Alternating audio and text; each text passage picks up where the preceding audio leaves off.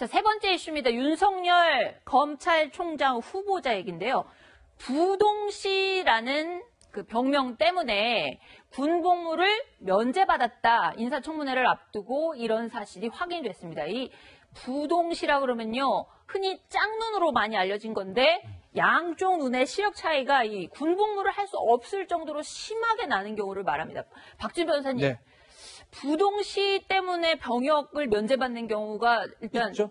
있나요? 왜 네. 그걸 하냐면 네. 총 쏘을 때 이제 그 차이가 너무 나면 사격이 좀 불가능하기 때문에 그 차이가 크다면 병역법상의 이 부동시라 해서 네. 병역 면제 아니면 보충력 처분을 받는 경우가 있습니다. 뭐 저도 시력 차이 꽤 나오는데 저는 장교 소령까지 했었고요. 네. 근데 이제 은근히 네. 예, 뭐 했다는 네, 사실을 말씀하시는. 예, 눈 차이가 꽤 나는데 저는 뭐 그 군대 안 갈 정도의 눈 차이는 아니고 눈 차이가 너무 많이 나는 경우는 네. 병역 의무를 달성할 수가 없습니다. 그러다 보니까 보충력 처분을 받고 네. 그래서 군대에 이제 면제를 받았던 그래서 그 부분에 대해서 지금 인사청문회에서 상당히 좀 논란이 될 것으로 보입니다. 어떻게 해서 병역을 면제받은 네. 것인가? 이거는 네. 이렇게 봐야 돼요. 지금 만약에 윤석열 검사장의 눈이 어느 정도 제가 모르겠는데 네. 지금 만약에 이 정도의 눈을 가진 사람의 병역 신체 검사하면 현역 판정 나올 거예요. 아, 그러니까 그래요? 갈수록 왜냐하면 이제 현역병들도 사실 좀 줄어들고 네. 그다음에 지금은 예를 들어서 뭐 라식 수술도 있고 하니까 고칠 수 있지만 80년대 초반에 그런 게 없잖아요. 그러니까 병역 기준 당시 기준을 보고 판단하는 거거든요. 네. 지금의 기준을 가지고 옛날에 당신 왜 그걸로 면제받아서라고 하면 얘기 안 되는 거죠. 사실 그 당시 기준 봐야 되는데. 네. 왜냐하면 박주현 변호사보다도 한 10년 더 되죠. 82년도에 윤석열 그렇죠.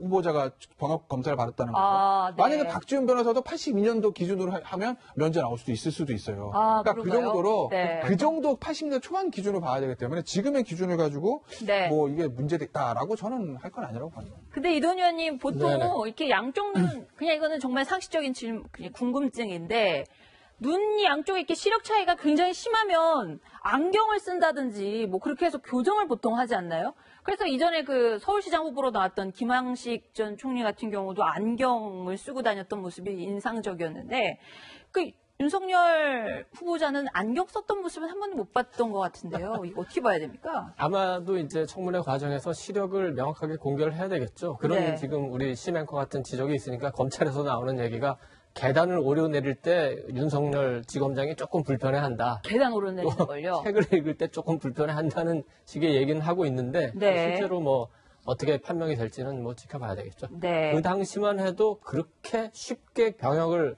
빠져나가기는 굉장히 쉽지는 않은 때였거든요. 1982년이. 그렇기 때문에 지금 이제 제기되는 그 전에는 부동시 얘기가 없다가 면제받을 때 갑자기 이제 그 얘기가 나온 거라든지 네. 앞뒤 정황도 자세히 살펴보고 현재의 시력 이런 것도 이제 자세히 봐야 되겠죠. 자, 병역 면제에 대한 그 국회에서 따져봐야 될 부분도 있고요. 또 하나는 또 역시 지난주에 굉장히 또 네티즌들 사이에서 화제였는데 윤석열 후보자의 아내가 굉장히 재력가로 알려져 있습니다.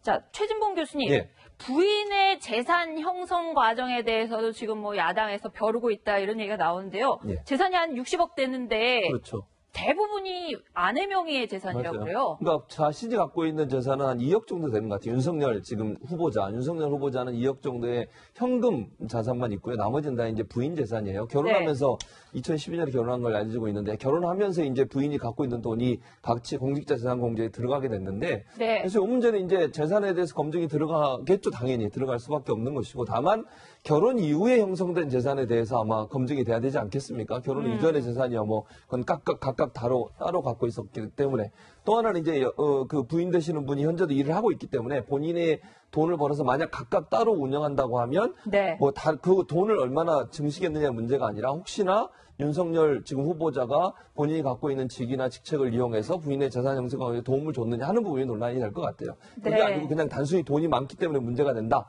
이렇게는 볼 수 없을 것 같고요. 그 부분을 이제 아마 야당 의원들이 뭐 어디서 찾아내든 아니면 뭐 조사를 해서 그런 부분이 있다고 하면 아마 이제 청문회에서 그 부분을 중점적으로 아마 질의를 하지 않을까 이렇게 생각이 됩니다. 네.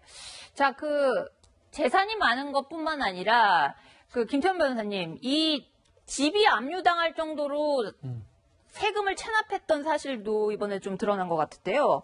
어떤 내용인지 좀 설명을 부탁드릴게요. 2012년하고 13년과 15년에 세 번 압류됐다는 거예요. 그러니까 네. 재산세를 아마 안 냈던 것 같아요. 재산세를. 네, 그러니까 윤석열 후보자 측에서 뭐라고 이제 얘기를 했냐면, 그러니까 이제 아파트 가지고 다른 곳 이사하는 과정이 있었다는 거예요. 같은 동 안에서. 그 과정에서 재산세 고지서를 우리가 제대로 받지 못해가지고 못 냈다. 그래가지고 이제 압류가 된 적이 있다. 라고 이제 얘기를 했었고, 지금은 아마 다 냈을 거예요. 됐으니까 압류가 좀 풀렸겠죠? 네. 이 부분에 대한 건 청문회에서 다시 한번 윤석열 후보자가 밝히겠죠. 네. 그 검경 수사권 조정에 대한 의지 같은 것들도 과연 어떻게 밝힐까 이런 부분들 또 국회에서 굉장히 또 쟁점이 될 것 같은데요. 자, 박준 변호사님. 네. 그 검경 수사권 조정에 대해서는 어떤 식으로 윤석열 후보자가 밝힐 걸로 보십니까? 저도 궁금합니다. 문물총장 같은 경우는 상당히 좀 반대를 했었고요. 네. 많은 검사장급 이상이 반대를 했던 경우가 있고, 이 본인이 수사하는 걸 되게 좋아합니다. 수사를 좀 더 하고 싶을 거예요. 본인 강골 검사란 별명도 있고. 네. 그러기 때문에 수사권 조정에 대해서는 사실 정부 기조와 좀 반대할 가능성이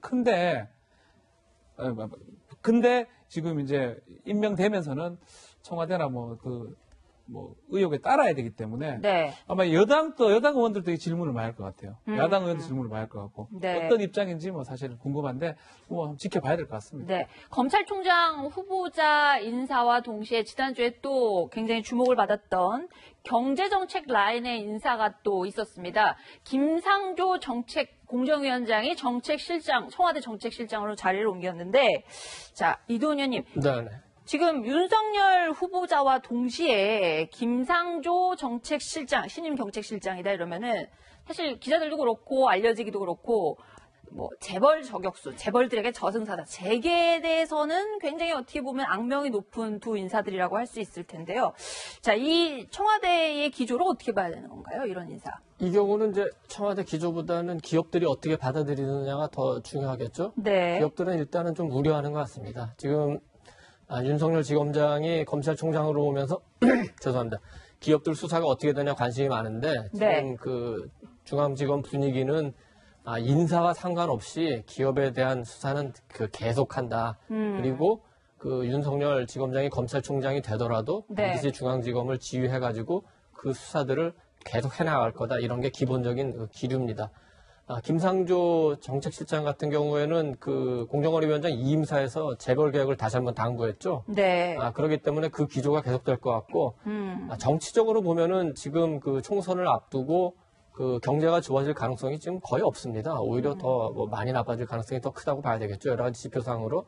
그렇게 되면은 총선을 앞두고 경제가 어려운 거는 그 집권 여당으로서는 굉장히 큰 약점이기 때문에 경제에서 뭔가 하나 성과를 낸다면은 경제를 살리는 것보다는 대기업을 이른바 개혁하겠다는 취지로 네. 강력하게 몰아붙일 가능성이 있습니다. 그렇게 된다면 지금 김상조, 윤석열 조합은 최상의 조합이겠죠. 그런데 그 기업에서 지금 우려하는 거는 어떤 환자가 있는데 수술을 해야 되는데 수술은 성공했는데 환자를 죽이는 네. 그런 부작용을 가져오면 되겠느냐. 적절하게 수사해서 환자도 살려야 되는 거 아니냐. 이런 얘기거든요. 네. 그 청와대가 귀 기울여서 들어야 될 것 같습니다. 네. 김상조 정책실장 외부의 우려를 의식하는 것일까요? 취임 일성에서도 기업 경제 정책의 성공 이런 얘기들을 했습니다. 한번 들어보겠습니다. 저의 미흡한 역량을 생각할 때 너무나 뜻밖이고 대통령의 뜻이 무엇일까 곰곰이 생각해 보았습니다. 하나의 선언적 정답, 만병통치약식 처방을 고집하는 것이야말로 실패를 자초하는 길일 겁니다. 따라서 경제정책의 성공을 위해서는 일관성과 유연성이라는 상반된 두 가지 기준을 조화시키는 것이 무엇보다도 중요하다고 생각을 합니다.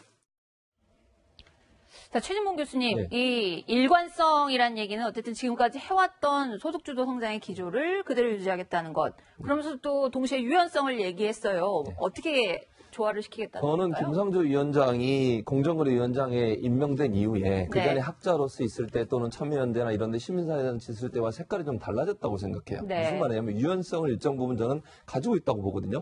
현실론자라고 저는 봐요. 네. 그러니까 김상조 공정거래위원장이 들어오면서 물론 재벌 개혁해야 한다. 그거는 지속적으로 우리가 해왔던 얘기예요. 재벌의 네. 잘못된 부분을 바로잡는 것은 해야 되는 거죠. 그러나 그것이 경제에 미치는 영향이 악영향이 될 정도까지 그런 방향으로 간다고 저는 보지는 않습니다. 그래서 재벌이 정부를 위해서 또는 경제 정책에 발전된 부분을 위해서 일할 수 있는 부분이 있다면 그 부분은 적극적으로 도와주는 쪽으로 할 거라고 저는 보고요. 네. 정책실장이 됐으니까 이제는 또 자리가 사람의 역할을 다르게 만들 수도 있다고 저는 생각해요. 그래서 네. 두 가지를 함께 가겠다. 소득주 성장이라고 하는 것은 결국은 이 사회 불균형이나 불평등, 네. 부의 불균형이나 불평등을 해소하는 부분에 방점을 찍고 가되 필요하다면 열심히 일하는 기업에 대해서 적극적으로 지원하겠다. 대통령도 삼성도 찾아가고 기업들 찾아가서 격려하고 이러시잖아요. 네, 네. 그런 기조를 이어받아서 유연성과 그다음에 원래 기조, 즉 기조는 아까도 말씀드린 것처럼 저는 사회 불균형의 해소예요. 그게 문정부의 기조라고 저는 보고 그 기조를 완성하는 데 있어서 재벌이 열심히 할 수 있으면